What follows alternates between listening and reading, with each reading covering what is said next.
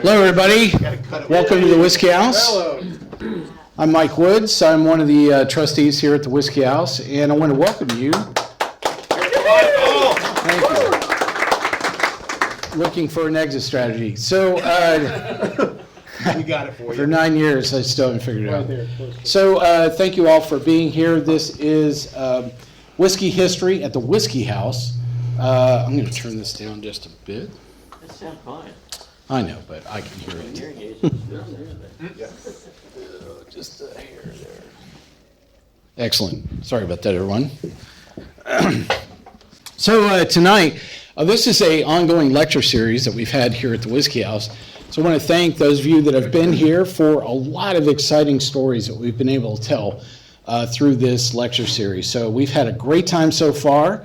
So if you didn't get to enjoy any of those last meetings that we've had about the last 100 barrels of Jack Daniels in St. Louis, great story. You won't read about it anywhere else. Was George Dickel a distiller? No, he was not. So great storyline about Manny Schwab, and we've had great stories about Ben Holiday. So I really think we've really enjoying this series quite a bit. So thank you all for being here. Tonight's story is about the origins of the old-fashioned cocktail. How many people think they know exactly everything about this? Yeah, cool. Yeah, you guys don't know shit. So anyway. I know I don't know what you apple beet tree. So tonight is a story about two tales about the origins of the old-fashioned cocktail, which is a very popular cocktail. And but if you want to go down the path of exploring the history of this cocktail, the person that you've got to learn about and the distillery you've got to learn about is James E. Pepper. And so tonight we're actually going to cover both ends of the story, the history of James E. Pepper Distillery, and we're also going to talk about the history of a very key social club and how did the old-fashioned cocktail come around to be what it is today. So we've opened up the evening with a old-fashioned taste-off between myself and Moss. We have two completely different recipes. So hopefully you enjoyed the cocktails as you came in. Because the secret to any good lecture series is pour alcohol for people in advance. So, or put a mask on, right? Yeah, that way you won't pay attention and I'm going to drink so that you won't know what I'm saying. Yeah. So joining me tonight and really our main host for the vast majority of this material is David. David. The Proffitt David. So David Proffitt, also a trustee here at the Whiskey House. Yep. Thank you for being here, David, and for all of your hard work, with this topic.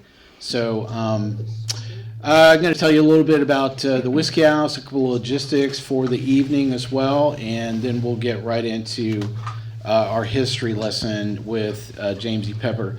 We're going to go through a little bit of material here for about the next half hour, 45 minutes. It's not really a timed event. Does anybody have to leave? Because if you do, just leave. Okay, so I want you to stay to the very end. The cocktails that we've poured for you tonight, we're actually going to enjoy some whiskey from James E. Pepper, two very classic brands. One is, you will find out exactly where everything started with James E. Pepper. We're actually going to pour you that same product tonight, which is a rye. We're going to take a break. We're going to come back. We're actually going to have two other versions of Old Fashioned. I'll tell you about them after the break when we come back in. Very excited for that, for everyone here. And we have some more whiskey for you to enjoy on another brand from James E. Pepper, which is Old Crow. So that's what we're going to do here this evening. If you did not know, we have some guests here from this evening. So thank you, guests that have joined us. I'm usually not as eloquent or as good looking as you normally thought that I would be, but You're looking pretty good. Thank you. Pretty good. I know, yeah. Don't believe what you see on the internet. You know, puff once, inhale twice. So the restroom's over here, back to my right. Feel free to for those. In front of you, you should have one glass and a water. If you don't have that, they're scattered around. There's plenty around here for everybody. If you don't have one, let me know. I'm happy to make sure you will need both of those. Here at the Whiskey House, we like to enjoy as much water as we do whiskey. That keeps us all safe and happy. So.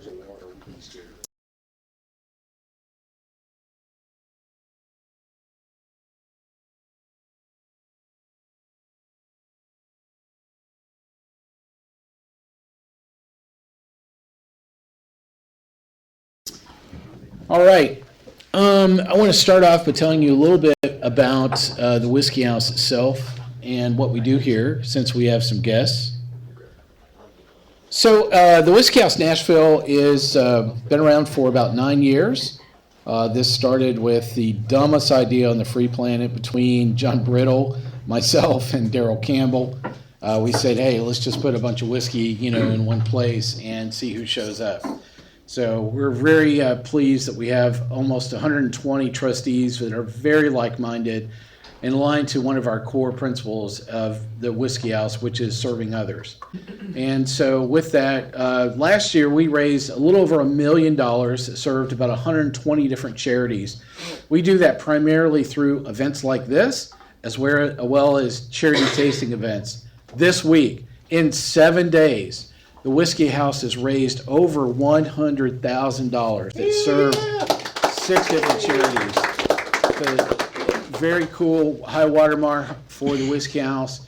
We are absolutely on a tear to double what we did last year, and it would not be possible without all the trustees to do that. So tonight, a lot of our trustees are here, so if you get the opportunity, please, I'm up here talking, but those are the people that do all the hard work here at the Whiskey House. So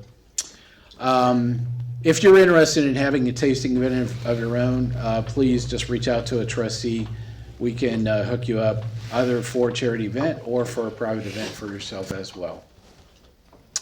A few other things about the Whiskey House. We didn't actually give you a tour of the Whiskey House for those guests that are here.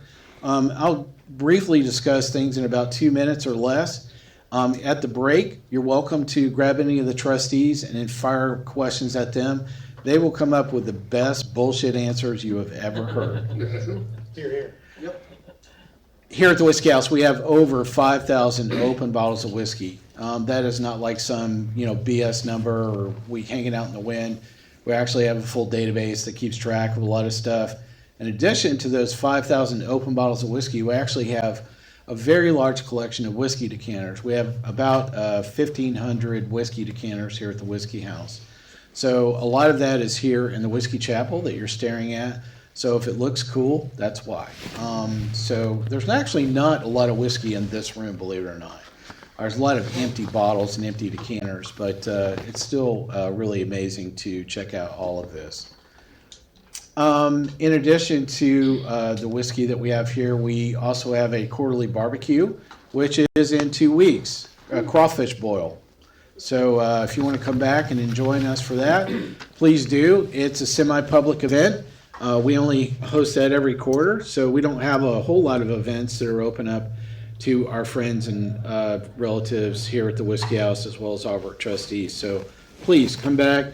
Enjoy some crawfish, some great times, some good whiskey, some great beer, hopefully some really great weather. So if you want more information about that, just ask any trustee. They're happy to tell you, hook you up where you can grab a ticket for that as well. Let's see, other things that I can share with you about the Whiskey House. We have a self-guided tour here at the Whiskey House. So if you're interested in hearing more about the Whiskey House itself, there are a bunch of QR codes that are on little placards all over the place, and you'll hear my stunning voice tell you about all those things in the Whiskey House as well. So feel free, if you don't get your answers directly from a trustee, you can just listen to that. After the conclusion of our event this evening, don't leave. Hang around. I don't think a bunch of us are going anywhere, and we'd love to enjoy spending some more time with you. All right, any other questions? Or any questions before we get going? Tonight we're going to enjoy these two whiskeys. The first we're going to enjoy is the 1776 Rye. which actually aligns with the first part of our storyline, which is the history of James E. Pepper. After the break, we're going to pour the second whiskey for you there, which is another brand, which is Old Crow. Here in the Whiskey Chapel, I've pulled out some really cool stuff for you guys to enjoy.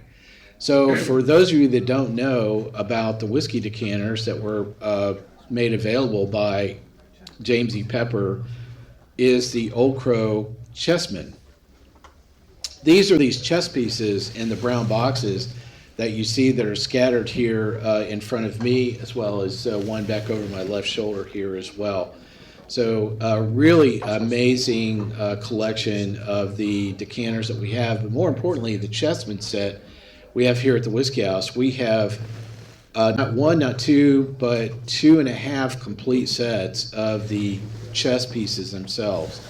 The rug over here to my right, which ties the room together. Thank you very much. See, whilst I knew you were going to be the cultured one in the room, so for you, those of you that don't get it, watch the Big Lebowski, you'll get it. So because the room does tie the rug does tie the room together. We actually have 3 of the rugs as well, which are very, very difficult to get a hold of. In fact, one of the 3 rugs that we have is like new. Like JB and I took it out of the original bag as it was shipped. It had never even come out of the bag before, so very cool.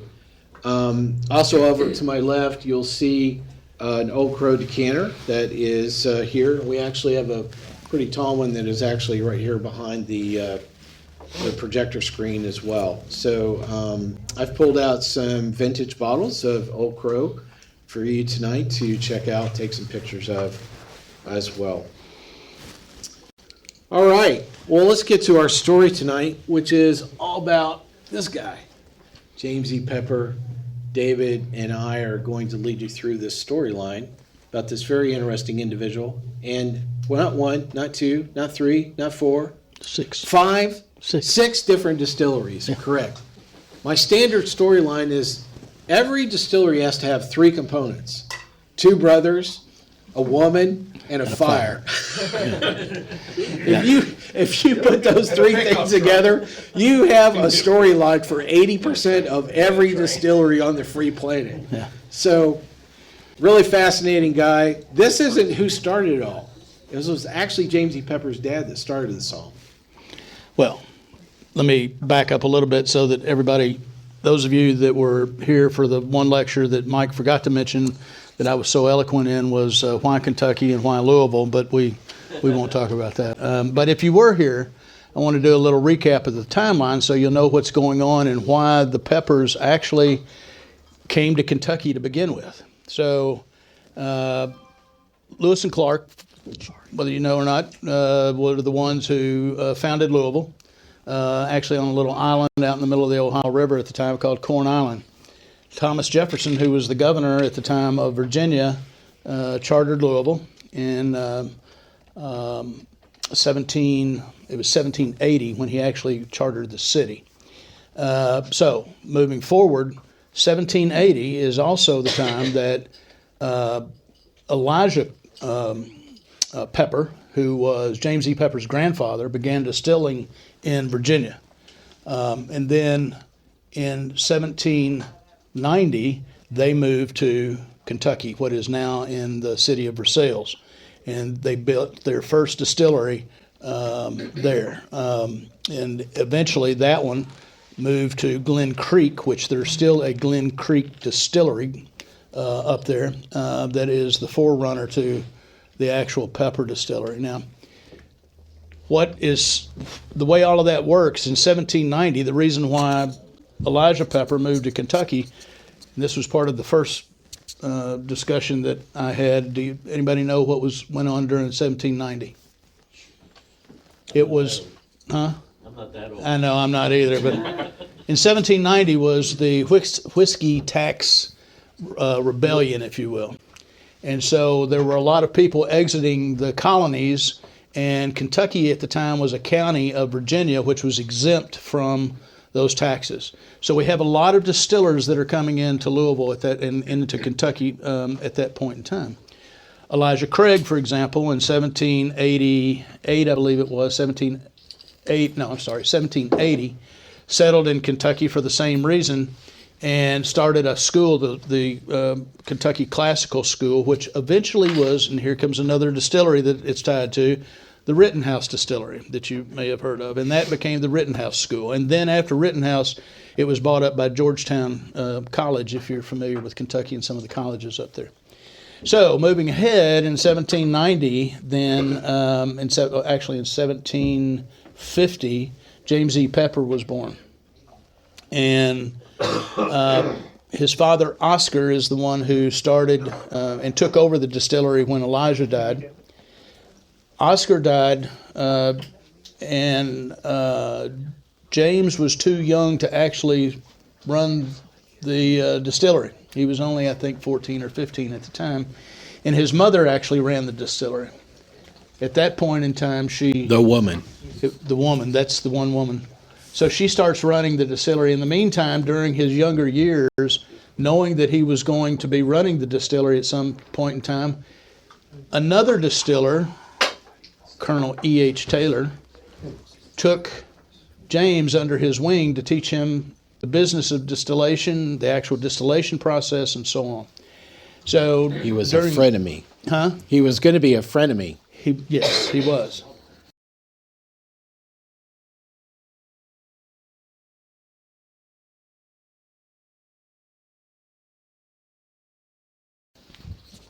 So later on then, E.H. Taylor, James Pepper took over his father's distillery, Glen Creek Distillery. Don't know why can't say that properly. And renamed it the James E. Pepper Distillery at that point in time. So in modern time, I want to give you a little bit of geography because it plays very well into this part of the storyline. How many people have been to Woodford Reserve? What is right beside Woodford Reserve? Glen Creek. Glen Creek runs right down that same road, and guess what else is down the road?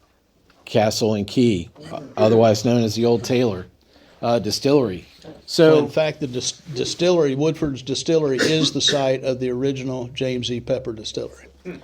So this was a interesting element that was thrown together by time, opportunity, some unique circumstances, with James not being old enough, and the desire on the part of James E. Pepper to continue. But so I said that, Colonel Taylor is going to turn into a frenemy in this storyline. And so interesting things always happen with distilleries, and especially at this moment in time where you have a very young man who wants to do well but doesn't have enough working capital to make it all work.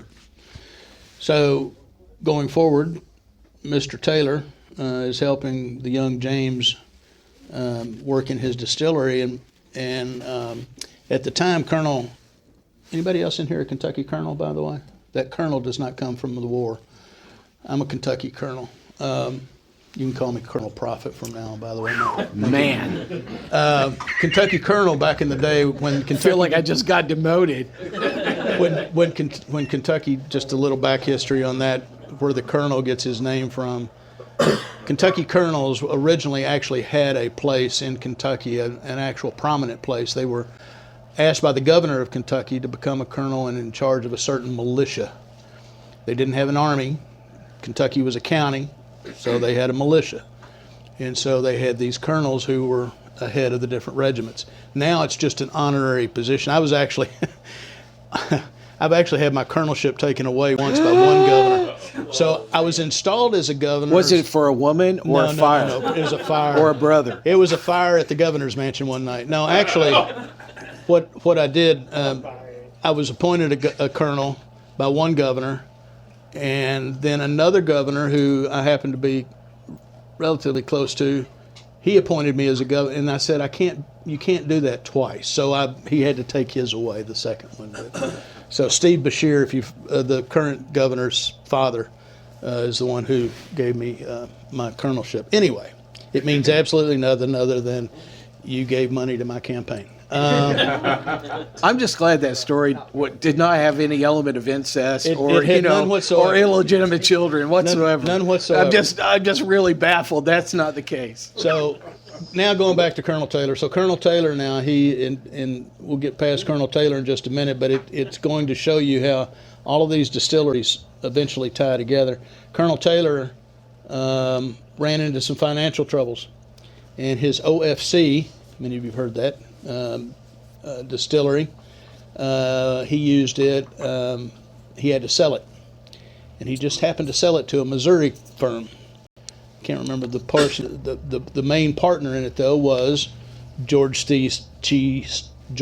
Stagg, and so now we're tied back into E.H. Taylor. He also has some monetary ownership for helping James in his distillery as well. And so down the end of the line, and I don't think Mike's changed this yet, but one thing to note too was James actually had to sue his mother in order to gain the rights to the distillery back because she was his governess, and it was never absolved to let him take full control of it. So that is that one. You want to go to the next slide? That's, by the way, is James E. Pepper in the right hand, up in the right hand side. So Oscar, going back to James E. Pepper, this is another thing to note too, and how they're tied together. Oscar hired Dr. James Crow, who was a chemist. He was not a distiller, although when he started working for Oscar Pepper, he was the one that is said to have perfected the sour mash process.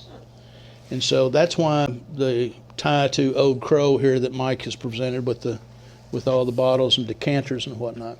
So there's that tie as well. And Doc Crow went on out to own his own distillery, but that was after Pepper, James E. Pepper, had started his process. Interesting. Two chemists at the same time in Louisville. Yes. So you have Stitzel, who is the chemist at Stitzel Weller. Right. So yeah, the chemist. There's quite a few of those famous names that were not the actual distiller. If I'm not mistaken, George T. Stagg was also a businessman and not a distiller. Correct. As well. His partner in Missouri was the distiller. So moving on, then James started producing his own whiskey, and it was originally called Old Pepper. Later went into 1776. This is much later, but that's how most of that evolved. So we've actually, the whiskey we've poured for you is that same brand. A couple of interesting things with this particular whiskey and why this particular whiskey was so iconic. So the most popular whiskey in the U.S., hands down for the longest period of time, is rye whiskey. A lot of people think that it's modern-day bourbon, and that is not the case. And the reason why that is the case is because rye was growing natively in U.S. soil for the longest period of time. It's very indigenous to the Chesapeake Bay, all up and down the Ohio Valley, well into Pennsylvania. In fact, the most famous varieties of rye are two key areas, Pennsylvania and Maryland. And so that actually plays into one of the cocktails we're going to have a little bit later, because you actually will be having the rye from one of those two rye varieties. The one thing that's very iconic with the James E. Pepper 1776 is it was the only 100% rye whiskey that was produced at the time. And so that was the key element of the mash bill that he maintained. That is the same mash bill that Oscar made, his dad made, and James E. Pepper made. Guess what Colonel Taylor made? He did not make good rye whiskey. So it's very ironic that you have somebody that, they're not really known for making really great rye whiskey, to actually be kind of a mentor, for who actually was kind of the cornerstone of making, iconic rye at this, particular point in time as well. He actually named this, this brand 1776 to actually go back to when this rye that his great-great-grandfather made was actually served during the Revolutionary War. And so that's the reason why that brand was created, is to say, hey, this isn't just about America. This is about the whiskey that made America work. And so, in fact, it was named the Old Republic, if I'm not mistaken, and then that name, James E. Pepper, eventually changed that from went to Henry Clay to the Old Republic, or vice versa, and then to James E. Pepper by James E. Pepper himself. So it's really great tonight that we can serve you the same style, of whiskey that actually goes all the way back to the originating point of this storyline. And that's not something you get to do, with whiskey all the time. There's a lot of modern day influences and things that change over time. But I can't say this tastes exactly the same way that it did 200 years ago. But I'd like to think that anyway.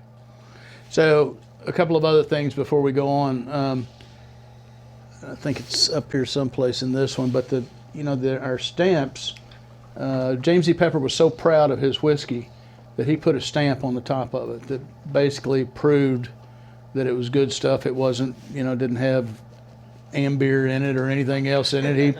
He actually put the stamp on it for the quality of his liquor. That stamp was copied by the U.S. government during Prohibition when they did bottled and bond. They liked his stamp so much that they copied that idea, and that's also from Pepper. You'll see a couple of other factoids later on when Mike's talking about a club called the Pendennis Club a little bit later, about a couple of things there too that you may use in your everyday life if you go to a steakhouse, but we'll talk about that a little bit later. So a couple of key things here with this point in time and what was going on in the latter part of the 1800s. This very important food law came into play, which was bottle and bond. So bottle and bond passed in 1897. What was going on for 10 years before that? This guy was showing up and saying, I am tired of people calling my whiskey is not worthy. And there'll be a bottle right beside it that somebody's charging twice as much, not 100% rye, not 100% whiskey, has cut water in it, has turpentine in it, has shoe polish in it, has sassafras in it, and you name it. And so James E. Pepper doesn't really get a lot of the credit for all of the things that led up to the point that the Bottle and Bond Act was passed at a federal level. He was actually starting a lot of the lobbying efforts within the geographic area that his whiskey was actually being sold at the time. So all up and down the Ohio Valley, through Pennsylvania, Ohio, Kentucky, Indiana, Illinois, were all areas in which this whiskey was being enjoyed and produced. So it was really one of the early iconic figures that actually set the conversation into motion at a state level until there have been several attempts, failed attempts, successful attempts at protecting and creating a food law until finally they said the only way that somebody can step in and make sure that we're all safe as Americans is the federal government. We can't have 6 state laws that all are indifferent and something that we really don't know at the end of the day what's in the bottle. There's a byproduct to that too, if I can, just real quick. Another thing that Pepper is famous for, and this is really important, one of the reasons why there were so many people putting out bad liquor was because distillers at the time could only sell their liquor by the barrel. They couldn't sell it by the glass or by the bottle. They could only sell it by that. So they were sending it to someone, that bought a barrel, and they would fill their own bottles. And at that point in time is when the nasty stuff got put into it. He lobbied and petitioned in Kentucky, and I think eventually the federal government, but certainly in Kentucky, to be able to bottle, for a distiller to actually bottle his own whiskey products. And at that time is when he started controlling his own product and the quality of that product. And that's when the stamp issue came into being. Technology allowed bottles to be blown a little better. Prior to that, they were, put in jugs of ceramic type or some nature like that. There's very few glass bottles per se. But technology allowed that to happen so that they could be manufactured in a great quantity. But he was the person that is individually responsible for allowing glass bottles to be used at his distillery to provide his liquor to folks. So that's a key marketing point through this period of time as well. The vast majority of whiskey up until the 1905 era was not actually sold by a brand. It was actually sold by a style. And in this case, guess what the style of whiskey was called? Old Pepper. So that was a really key, moment for James, is when other distillers started making Old Pepper whiskey. He was like, "Whoa, that's not my stuff. That I didn't make that. It may carry my name." And so that was another byproduct of the Bottle and Bond Act, were labeling components that were associated to say, "I made this. I put that in the barrel. You're not drinking something that's made by somebody else. It has been in the barrel for 4 years. It is at 100%. And so by moving and changing not only the packaging component into single-use bottles, it brought around the ability of maintaining quality control, the ability of having a very consistent product, and more importantly, a lot of the money flowed back to James and not back to his competitors, so to speak, at the time. So this is a really iconic period of time. And again, a lot of people really think that the person who was responsible for the Bottle and Bond Act was E.H. Taylor, but it really was James E. Pepper is the one that really spearheaded a lot of the conversation through a lot of these state legislators to the point where it actually reached to the point to say, we really need a federal law for all of this. And keep in mind, there's a lot of players in the Bottle and Bond Act who, for the most part, revolved around marketing, as Mike said, but the people like Pepper, E.H. Taylor, and the big name was George Garvin Brown, Brown-Forman Distillery. So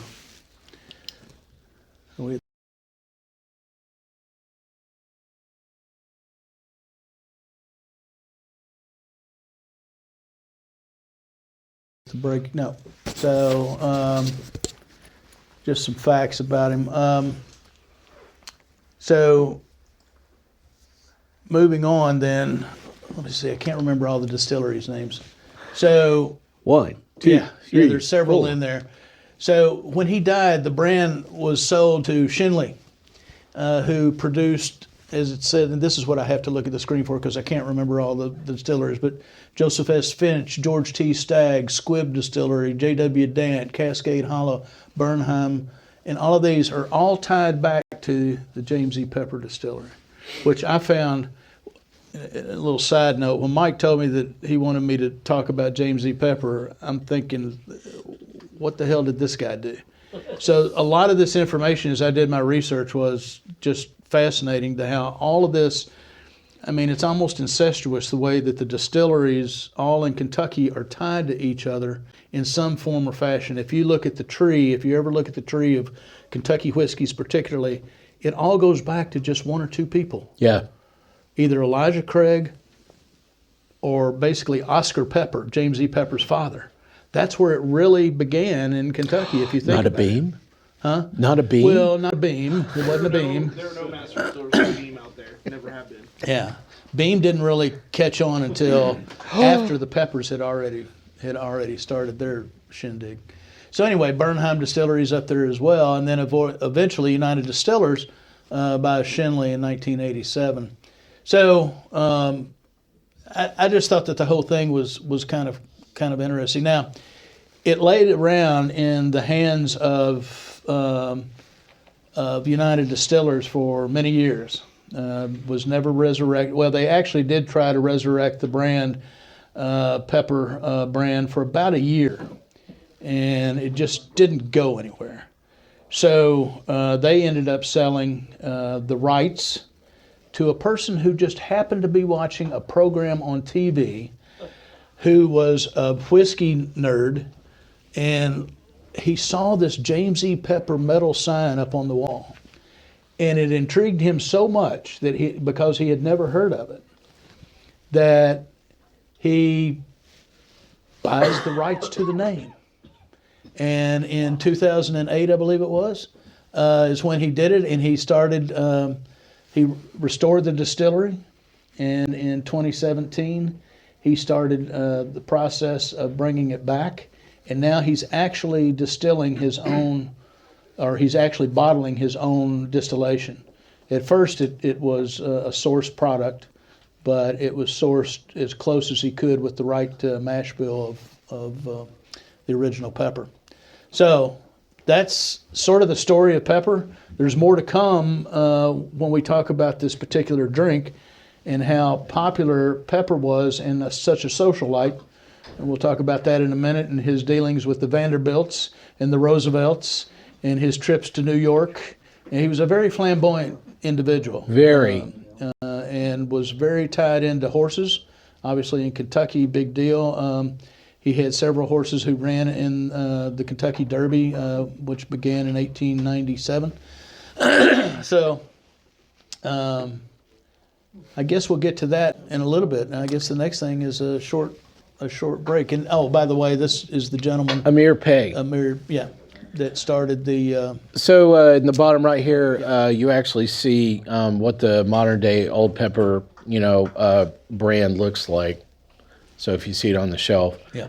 And they actually introduced a bourbon as well on the James E. Pepper, which I thought was kind of sacrilege. Yeah. Why would you take the grandfather of rye and then introduce produce bourbon? a bourbon?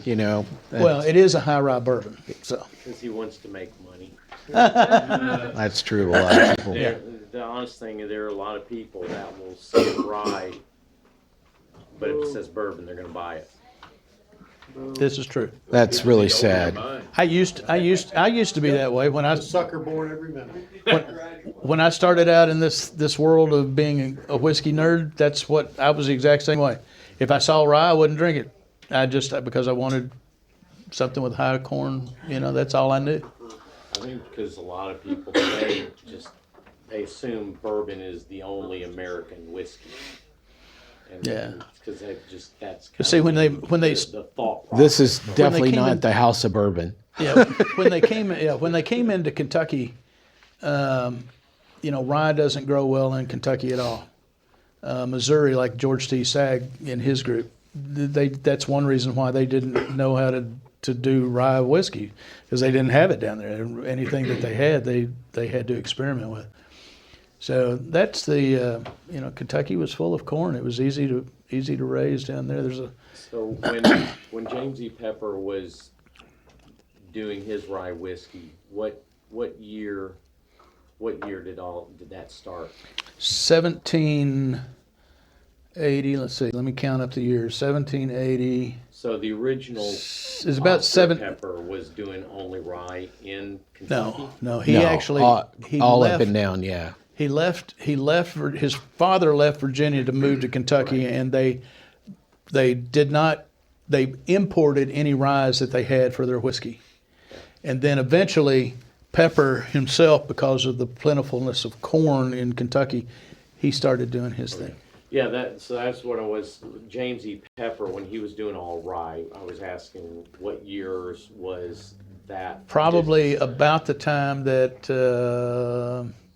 it would be the late 1890s, if I'm not mistaken.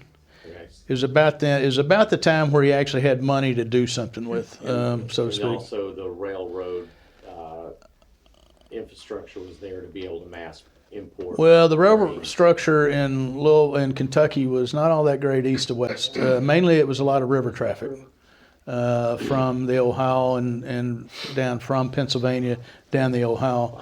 By 1890s, it was a pretty solid rail hub, Louisville. Louisville was, yes, Yeah. but primarily the north and south hub. If you remember L&N Railroad, for example, That's the primary. And then there were some Studied hubs rail in. history very extensively. There was a hub in Elizabethtown that went east and west primarily up to Lexington, and then I think that one went up to Cincinnati, if I'm not mistaken. I can't remember, but the big hub. But if you go into eastern Kentucky, it was so mountainous that there were very few rail hubs over there. Are you guys having a good time so far? Yeah, absolutely. What'd you guys think of the rye whiskey we poured? Anybody like it? Didn't like it? Yeah? It's very different. Very I different. did love the palate. The finish was really nice. Yeah. It is not MGP rye, is it? Yeah, Lloyd. Is that 100% rye? It's a 100% rye mash bill. That is correct. Yeah. Which one was it, Mike? 17? It was this one right here. Do you Yeah. know the age on it? I think it's 6 year. Yeah. I think it's 6 year. What's the proof on it, David? 100. I don't know that. That would be very interesting if they're still using Maryland or Pennsylvania rye. Yeah, there's a little So- left. Who's not heading? Oh, pass the bottle? Okay. Any more questions here real quick? Cool. Do we have a winner? We haven't. I'm going to give everybody an opportunity to vote. All right, cool. So we're going to take about a 10-minute Passing break around. here. Just Feel free to walk around the whiskey house for our guests that are here. Take all the pictures you like. Just don't post the location or any live video. We'd appreciate that. Don't go upstairs. And don't go upstairs to the trustee lounge tonight. We actually have some other people enjoying the whiskey house tonight. Listen, if there is a whiskey here on the shelf you want to taste, just ask any trustee. Let us pour it for you. Please do not help yourself. Yes, Dad. Just a question about Emir P. that bought the rights for You Pepper. vote at the spot. And he chose to keep the name Pepper on his distillery? Yeah, so the question is did Amir Pay chose to maintain the branding, the original branding? Yeah, in fact, that's what he purchased, Dad, was all of the original branding was what he bought for pennies on the dollar. Yeah. Okay. Yeah, so he did not buy any whiskey. He didn't buy a building. He didn't buy anything but the brand to begin with.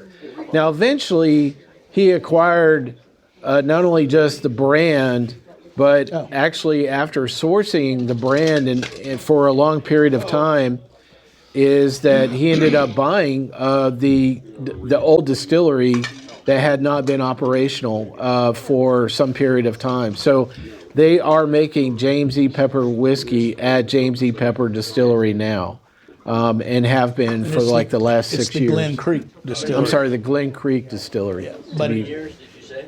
The last 6 years, I believe. Yeah. Has it made a difference? Yep. All right, everybody. About a 10-minute break. So at the top of the hour. Oh, Vote, the box right here to vote is right around the corner. There's green chips for the glass that says green and blue chips for the glass.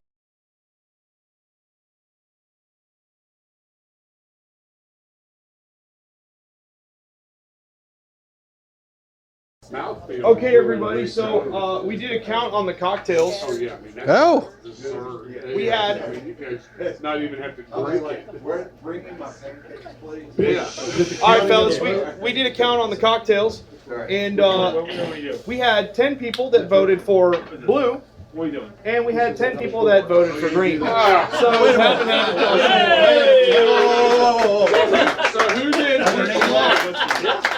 Let me have one of each. Who did which one? Wait a minute. Oh, we're not going to tell yet. I think we're going to have a tie break. Oh, they're all up in the top there. let me go taste them. I'll be the There's no tiebreaker. prize. I'm okay with the tiebreaker. I'm okay with a tiebreaker.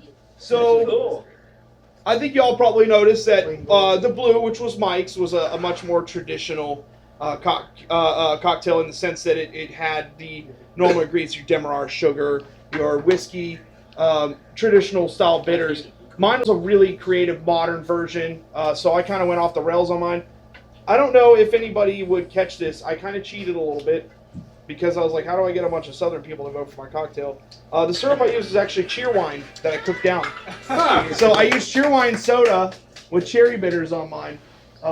And so that was a little funny trick I think I played on you guys. Some of y'all might have liked that, but I guess David Proffitt's going to do a little tiebreaker here for us. So Really? I actually did a split base. I did some of the Ben Holiday Rick House red wheat, and I did 2 parts of that for 1 part of Old Forester 100 proof rye. So you should be getting some red wheat and some rye in there here.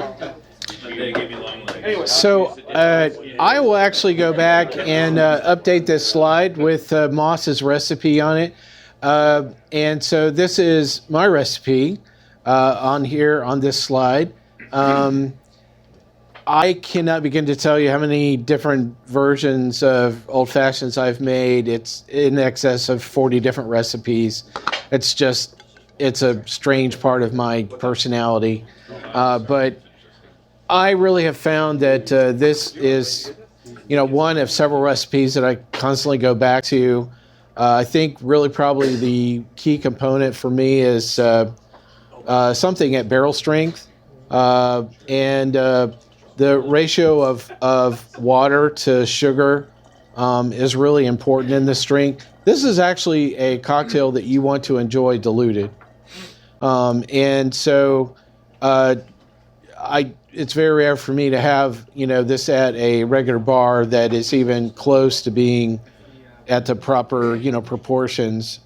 So they're either too sweet or they're too boozy or, I would say usually they're always too sweet. If I had to say what is the predominant problem that I find with most old-fashioned recipes. And rye is absolutely essential, and that is the storyline we're going to go through here as well. But this slide will be available, and you can go back and replicate. You'll notice there are a few key changes with my recipe. The introduction of cocoa bitters and the use of saline. So, and part of the reason why that's the case is, your tongue has it. You're trying to what I call hit a home run across the key sensors, across your palate. Now, your nose is how you actually taste everything, but your palate will pick up on things that are bitter, sweet, sour, salty. These are all really key components of things that, if you want to hit a home run on your palate. So saline is very important, believe it or not, to a lot of really good cocktails, but definitely for my old fashioned. So the most interesting moment of the day, and there have been a lot of them, but probably one of the most fascinating ones, Moss and I did not talk to each other intentionally leading up to today about our recipes and what we were going to do. And to answer your question, when we came down and decided specifically which whiskeys or ryes we were going to use, both Moss and I picked Old Forester rye. And if you had told us that, if you had said the number of times that we would actually pull that off, would have been like 2 million to 1. Considering how many whiskeys, we both, have tasted. And I just thought that was incredibly fascinating. The only difference is he chose something that was 100 proof, and I like the barrel proof ryes at Old Forester. So mine actually tonight was not made with Old Forester. I switched it up on the fly, hopped into MGP 11-year that was put out by Nashville Barrel Company. So that is the only variation between the recipe I put on here and what you actually tasted tonight. So the tiebreaker. Yeah? Blue or green? Well, it's really hard because Moss is sort of more inventive than yours and has an unusual flavor, but I give it to the blue. Which one was which? Because I just tasted them. I had blue. He had blue. The blackberry? No, Nope. that was the green. That was the green go one. Go back to your slide one more time. Well, which one do you like? This is the slide we're on right here. JB, which one did you? Might have a new tie. You want to go back to the recipe? Right there. Oh, yeah. JB. You're the tiebreaker, man. JB, this is the. I would have to taste them blindly. This is the blue recipe right here. That's the blue recipe. Did y'all get one of these? All right. I'll tell you what, I would drink both of those. Yours, Mike? Two falling down. You go back up. We didn't see it yet. I'll get back to it. Introduce this one real quick, and I'll turn it over Man, to you. indeed. Did everybody get one of these? Make me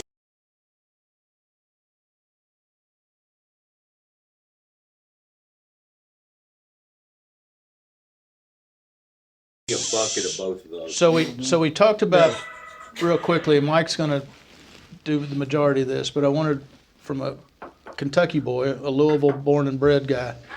We're going to talk a little bit.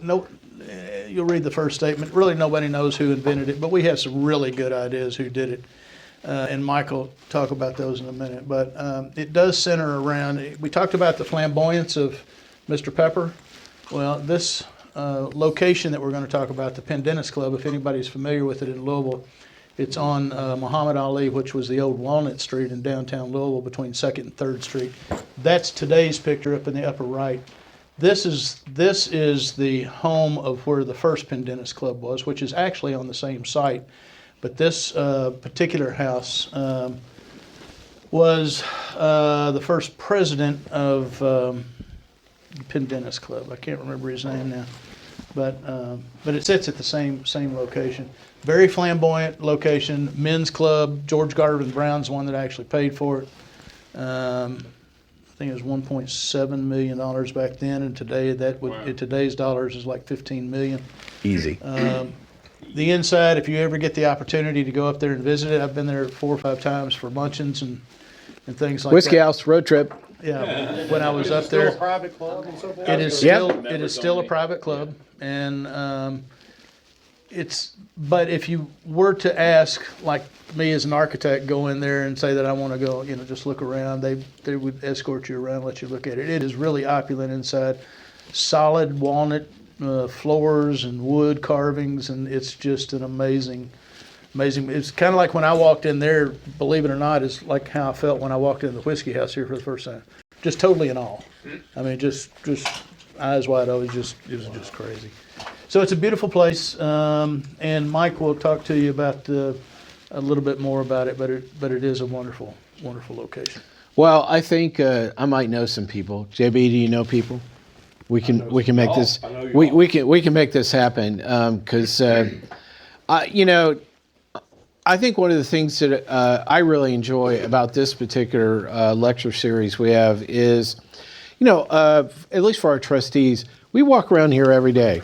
Not every day, but we walk around here very often, and you really don't know the storyline behind a lot of the things that you walk around. Like you don't know the story of, the decanter, of the Old Testament, or especially, these particular whiskeys that have been on the shelves for years, that maybe you never drank it or enjoyed it. So I enjoy walking into places that, the storyline, connects a lot of things, together. And the Pendennis Club, I think is one of those places that it's very iconic in for whiskey history. You have a lot of people, that were part of this private social club. George Garvin Brown was a member. I gotta go back in here. I'm sorry. Yeah. I buy a lottery ticket once a week. If I win, we're building that. So you're saying that? Are you saying that's whiskey? That's Whiskey House 5? Is that what you're saying? I'm going to take half the winnings and put them into an account to take care of the You got kids. 2 architects who will gonna work on it spend too. the other half on what the new whiskey house is going to be. Wow. So just y'all might want to buy a lottery ticket and include me in on that too. That's what. Wait we're a second. doing. I have to share with you? That's a deal. That's what part of this works for me? That doesn't work for me. Lawyers share? No. No, definitely not. We should buy one of Manny Schwab's houses and renovate that. How about that? That sounds like a great plan to me. Well, I think that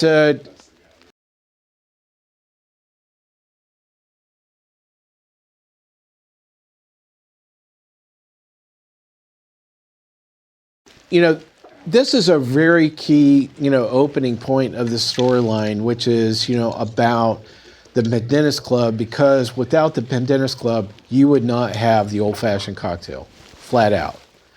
And so you have some really key things that are going on here. This being the center of very iconic, distillers, people that have enormous wealth, in Kentucky that have been selling whiskey for a while, but nobody goes back longer in their family than James E. Pepper.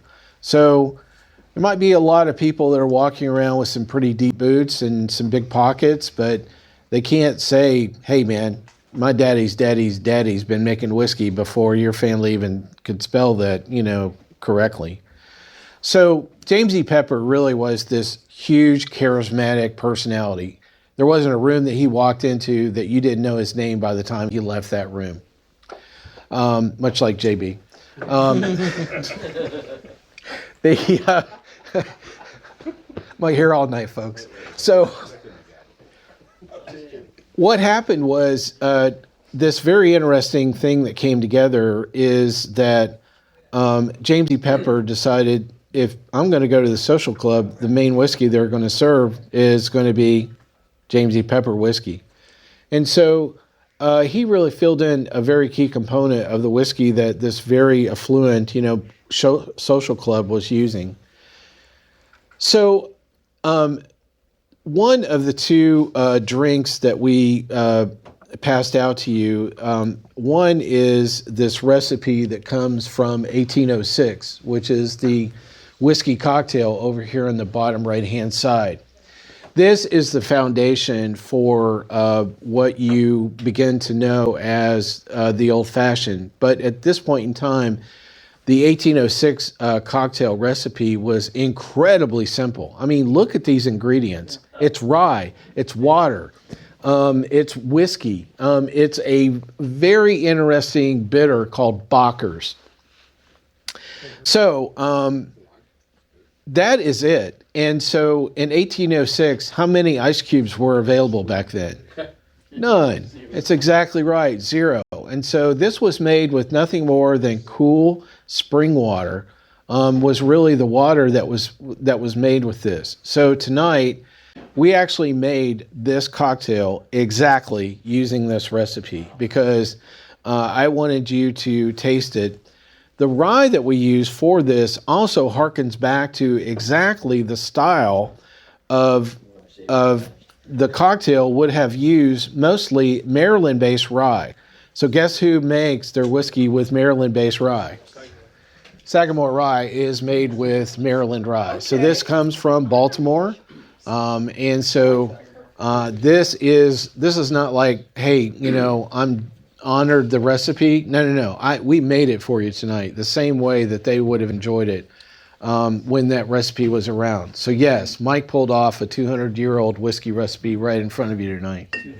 What are Bocker's bitters like compared to Well, modern bitters? great question. So I would encourage anybody, we actually have the Bocker's bitters here tonight since we used it to make your cocktail. I would encourage you, just put a drop on your palm, rub it together, kind of heat it up, and smell it. For me, Jeremy, the thing that jumps out is cardamom. It's very cardamom forward, and so that is probably the one key spice in that particular bitter that really jumps out, quite a bit. And I had never heard of it, and you're right about that. But the I kind of got a chocolatey smell, maybe. Sure. More so than what Angostura or some of the more common ones do. So did their recipe survive and somebody resurrected it? Because up until the last 15 years, the only two bitters that existed were Peychaud's and Angostoras. Yes. So So I'm just repeating the question so we can have it for other people. So, why was, this bitter lost basically in time, and why have we moved on, to a different style of bitters? I would say that, I'm paraphrasing your question, I'm sorry. that it? Bitters come and go. And I think a lot of it is the ability of replicating the recipe, within the same exact style of ingredients over and over. It's no different than making a great beer or making a great wine or making a great whiskey. You can make it once or maybe for a little while really well. The real trick, can you do that same thing over a very long period of time for 200 years? And so I think that the ingredients in Bockers are very simple, and it's a very good recipe. And I think that's the reason why it's probably stood the test of time much better than many other bitters. So there's Went away at some point. And there was. Somebody And there's a- find the recipe and recreate there's a it. reason for that, and it's where the name Old Fashioned came from. So, and I'm maybe jumping on Mike's stool here a little bit, but Pepper liked the original version so well, he took it to the Waldorf Astoria in New York. And this is where he became friends with the Vanderbilts and the Roosevelts and President Taft, in fact. In fact, President Taft felt that the Pendennis Club in Louisville was the finest club in the United States. And he used to literally come down from Ohio down there and hang out, so to speak, whatever hanging out was back in the 1920s. Anyway, so they developed that. And at that period in time, there were a lot of experimentations with different cocktails. Cocktails themselves were relatively new, mixing drinks and that type of thing. And this was one of the drinks that people were trying to mix different things with. And they did that, and what people would ask for is, I want one of the old-fashioned drinks. And that's where the name old-fashioned came from. I forget what the actual name of this drink at the Pendennis Club was. There was a name. Mike may know it. I can't remember what it is. But they would ask for, I want one of the old-fashioned mixes. And so there was a development of different, Angosteros at the time that this was begun was very new. Very, very new. In fact, Booker's was one of the oldest, if not, I think, because I went back after we talked the last time and tried to look up older bitters. There's not too many. Literally, I can count them on one hand. And Angosteros wasn't around at the time that the Bokers started. So I don't know if that answers your question totally, but there was a lot of experimentation. Because all of the old bitters went away except for Peychaud's and Angostura. They were the only ones that survived through Prohibition, right, through the years that nobody was really using. Prohibition may be a prime example of reason why it went away. So I'm just curious, was the recipe recorded somewhere and somebody was able to take the old recipe and then recreate it? It was recorded. Mike has provided a great letter from... That's how we know that this is actually the same, yes, recipe that they would have used, yes, in those bitters. There was a bartender there, and again, I'm stepping on Mike's toe. Not at all. Show here. So,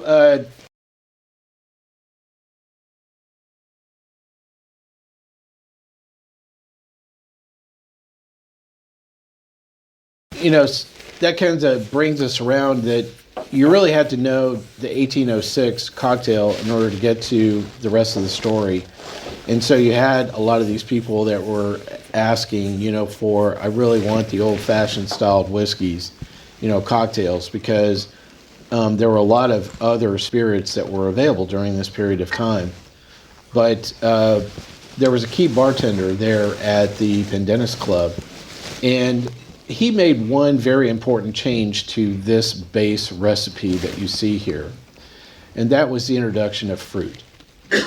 So the major difference between the old Pendennis, old-fashioned, and the 1806 was the introduction of two fruits, orange and cherry. And it wasn't just any orange and any cherry. It was a very sweet variety of orange. So tonight, I have replicated the same recipe that they would have used at the Pendennis Club during this period of time in around 1900.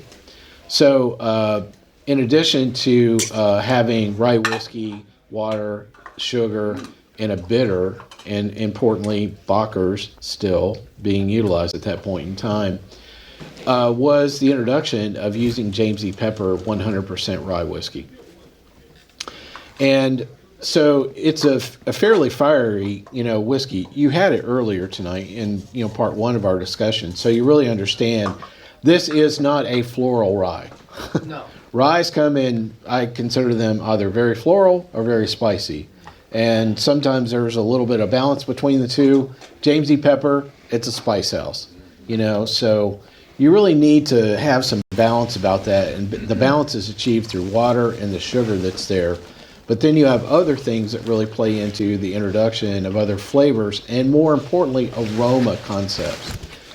So it was a very sweet style of orange. I used Valencia tonight, which is about the sweetest style of orange you could possibly imagine. And the other thing is that I used brandied cherries. and specifically Bing brandy cherries were the variety of cherries that I used in tonight. That's the one piece about the original recipe with Pendennis that I couldn't pull off. The original cherry variety that they would have used at Pendennis Club were dye house cherries. And dye house cherries actually grew natively in Kentucky. In fact, they still do grow in Kentucky around Paducah. I just could not source any for tonight in time to actually pull it off to replicate the exact same. So, pretty close. I've not tasted a dye house cherry, but from what I read and some of the other research that I did, we're pretty close and on target for probably what that would have tasted like. So, they actually make a cherry pie in Paducah that is made with dye house cherries. So, if you get the chance, you've traveled through Paducah, please enjoy the cherry pie. Pick up a jar of dye house cherries for you, and pick one up for me as well, will you? And me too, please. Briefly, I think what jumps out to me about this, particularly this 1806 cocktail versus the modern old fashioned, is just how sweet these older cocktails are. Was there a reason for that in general, that the trend of the time?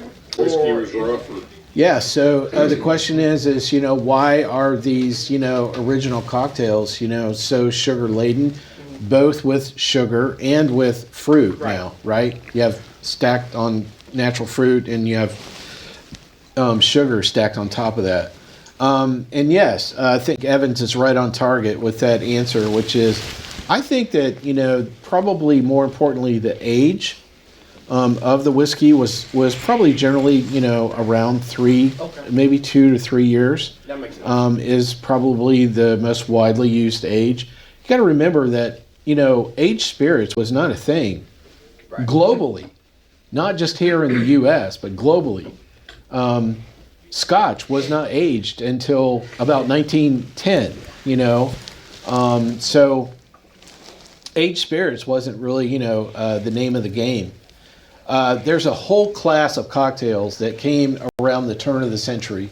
And if you ever get me going, and maybe we'll have, do this in a later lecture series about how can I serve you turpentine and you would never know. Because that is exactly what was going on with flip cocktails. And it would be a great evening for Moss and I to go head to head again and see who could make you taste the worst thing on the planet.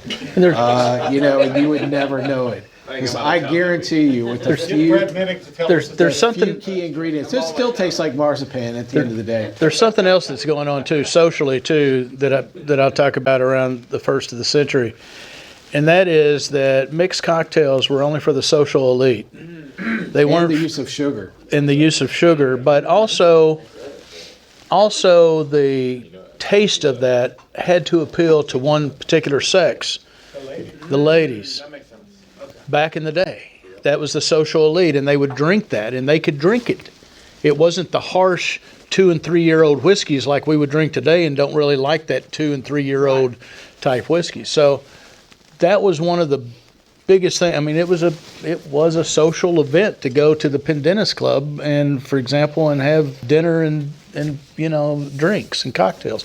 And this is the one that they drink, and as sweet as it is, and it's very sweet. Michael, what was this cocktail that you made again, with the orange? So we served 2 cocktails for you. One is the 1806 recipe that is here on the bottom right of the slide. The second is the Pendennis Club Old Fashioned. So, and again, the evolution of this went from, this was the base. They served that for a very long time. The bartender at the Pendennis Club is the one that introduced fruit into the equation. A very sweet orange, a very bittersweet cherry variety into it. So that's not the end of the story, though, is it? Because is that the way the 2 cocktails that you had tonight from Moss and I are made? No, they're not. There's one other key part of the story that we haven't talked about, because it moves on from the Pendennis Club. So you have this really charismatic, big, booming, personality of James E. Pepper. he loved to be very social. And if you were a socialite, where are you going to head to for the center of that universe? New York City. And he loved to stay at the Waldorf. I have to say, I've stayed in places all over the world, and I got to literally live at the Waldorf Astoria for about 5 months. Very cool place. Actually stayed in the Ella Fitzgerald suite. Super cool place. Every day when I came back from work, I was just in awe, sitting at the bar, at the Swan Bar, there at the Waldorf. Super cool place. This is also a place that James E. Pepper frequented as well. And so one of the things that he did was he brought this old-fashioned recipe from the Pendennis Club to the bartenders there at the Waldorf Astoria. Hey, I want you to make my old-fashioned that we make back in Louisville the same way here. Yeah, they made it the way that he thought, but there was one key change that they made. They did not drop in whole fruit and muddle it into the beverage. And so they changed things up. And instead of using a whole piece of fruit and muddling it in, like they did at the old Pendennis Club, is that the bartenders there at the Waldorf Astoria, they changed it up and just used an orange peel. And they, instead of muddling in the cherry, they just used a garnish of a cherry on it as well. So that is the key reason why those components of the old-fashioned are there, and they're no longer muddled in the way that we served it to you tonight. So that is the evolution, the 1, 2, 3 step of how you get to the old-fashioned from the 1806 to the Pendennis Club version, and ultimately to the version that was produced at the Waldorf Astoria Hotel. Do I want some? Is that what you're asking? Oh, no, we're not pouring it. Yeah, that was in the 1806. 1806. We're good. Sorry about that. Question back here. So, you were talking about like the 1806 was the original. What are the dates on the Pendennis Club version and the Waldorf Astoria versions? The question is some of the dates that follow from these 3 different versions. So the 1806 recipe was probably used for about 90 years. And actually it was probably used long after that. In fact, if you look at a lot of whiskey recipes, those basic ingredients are still around even today in a lot of whiskey recipes. So I think probably the main thing that got dropped was the use of Bockers bitters.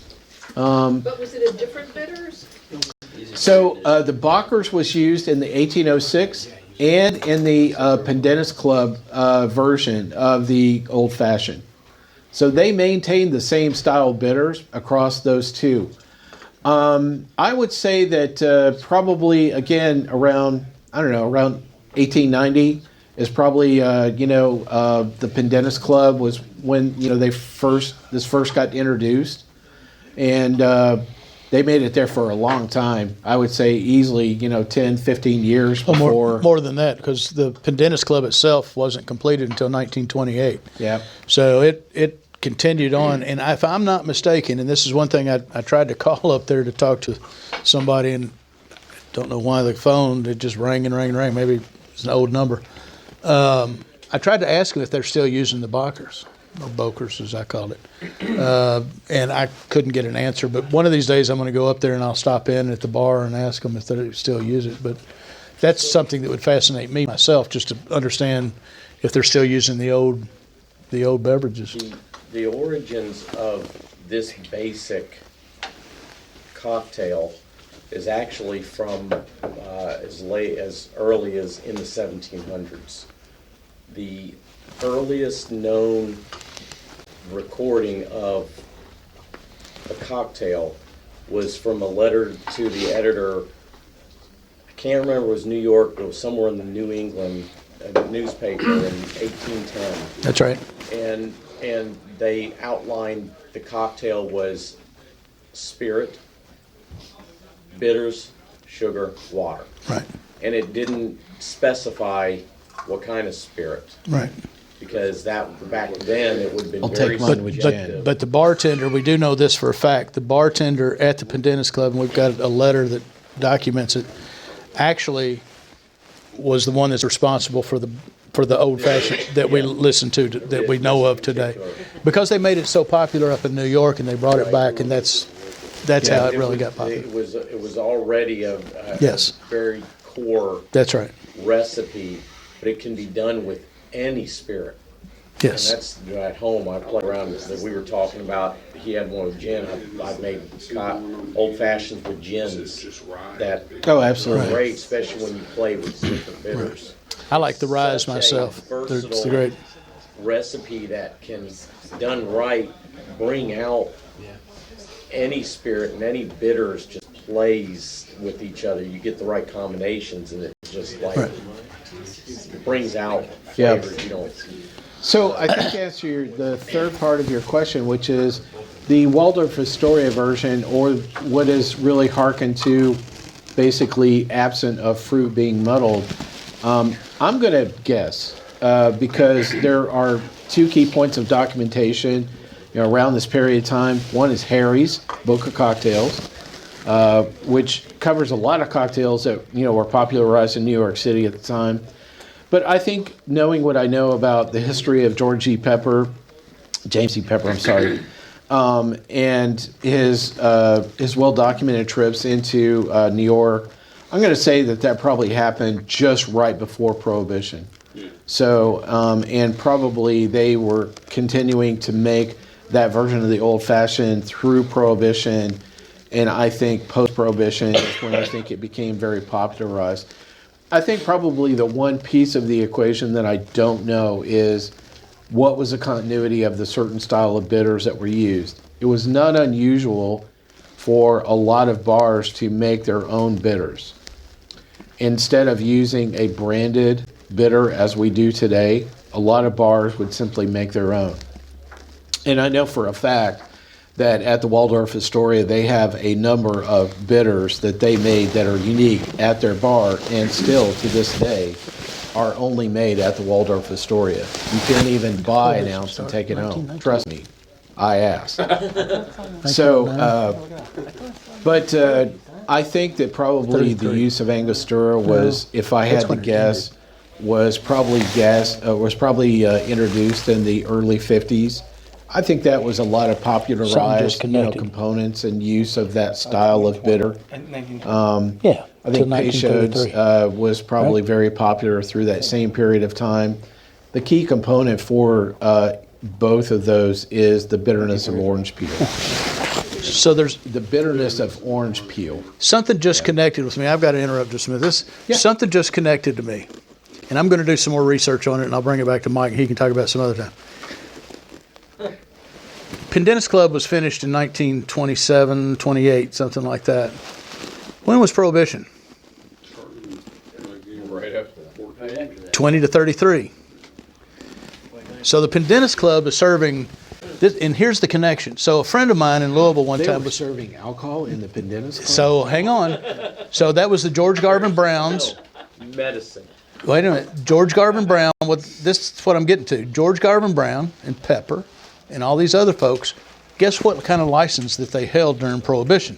They held whiskey. So a friend of mine who is a Louisville historian once told me, and I never understood why until this. Pepper was one of the 6 distilleries that held a medicinal license, by the way. Until this very moment, literally, I now know why a friend of mine in Louisville, who's a Louisville historian, told me one time that the Pendennis Club was the greatest hospital in the world.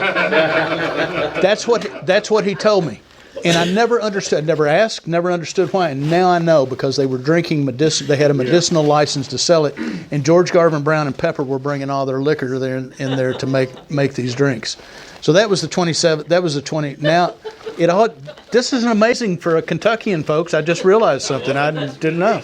So you're saying you just figured out you guys been drinking whiskey the whole time? Yeah. Is that what you're saying? Exactly. Is this the point of epiphany that It is a great epiphany. And one last thing that Mike didn't show up there. So this is the last thing that I'll say. Mike can end it with his profound words of wisdom to everybody. The first maitre d' at the Pendennis Club yeah. was named Henry Baines. Have you ever heard of Baines sauce before? He's the one that developed it for steaks. Oh, if you haven't had a Henry Baines sauce, you should try Henry Baines sauce on your steak. Probably works with Nashville Baines. Bains. It is absolutely delicious, but it's a famous sauce, Henry Baines sauce, and it was developed also at the Pendennis Club. So there you go.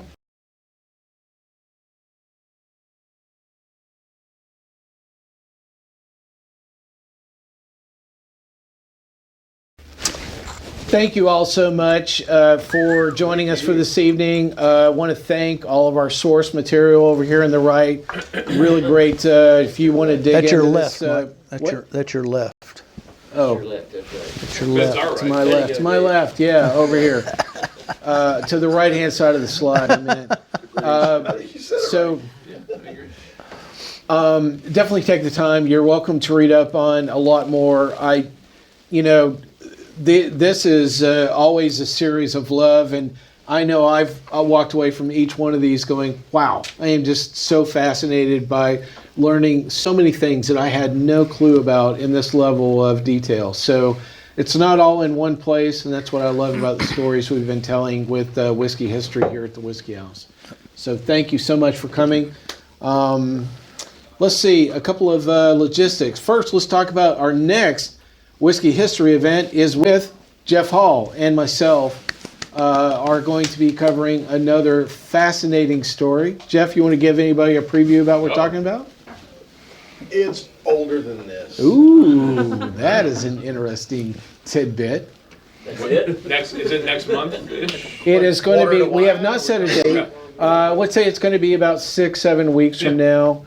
June, likely. Yeah, be looking forward to it. Listen, if you have a topic of interest that you'd love to come and share, just reach out to me. I've enjoyed coming up with a short list of really great storylines, but I am not the keeper of these storylines. And conversely, if there's something that you want to know more about and you don't want to do your own research, call Mike, even myself. We'll be glad to do it and look at it, because I'm totally a history nerd. I've learned so much about pepper. As I said before, I had no idea what I was going to find. I mean, in fact, my first words to Mike was, when I saw the email, is here's what you're going to be talking about, was what the hell, why James Pepper? Who the hell is he? And so now all of a sudden the floodgates open, and a tremendous amount of knowledge about Pepper and his history. So conversely, if you have something, it doesn't matter what it is, feel free to ask us, and we'll look it up. We'll figure it out, do the research as long as it takes. Yes, ma'am. So for modern day old fashions, Yes, ma'am. what is your suggestion for the whiskey? What is the best whiskey to choose for a modern day old fashioned? So personally, for me, it's 100 proof rye, if you can find it. Give me a name that I can ask for. Well, So Rittenhouse is a perfect one. So tonight, the main brand that both Moss and I use is Old Forester. Yes. Old Forester rye. Yes. Correct. Yeah, that's at the top of my list. MGP makes a lot of really great, wonderful ryes. Anything that aligns with the 95.5 Nashville. The Rittenhouse rye. Rittenhouse rye. Rittenhouse rye is really good too. Brand made by MGP as well. She just wants to know, when she says somewhere ordering from a bar and a restaurant, something that most bars. Rittenhouse. I'm sorry, Rittenhouse is Heaven Hill, yes. It depends on the restaurant. I mean, if you're at an upper scale restaurant where they got a great selection, then probably the Old Forester. I think Rittenhouse would probably be, because it's a cheaper whiskey, would probably be right there too. I like them because the flavor of the whiskey actually comes through with the rye more so than if you use a wheated product or bourbon.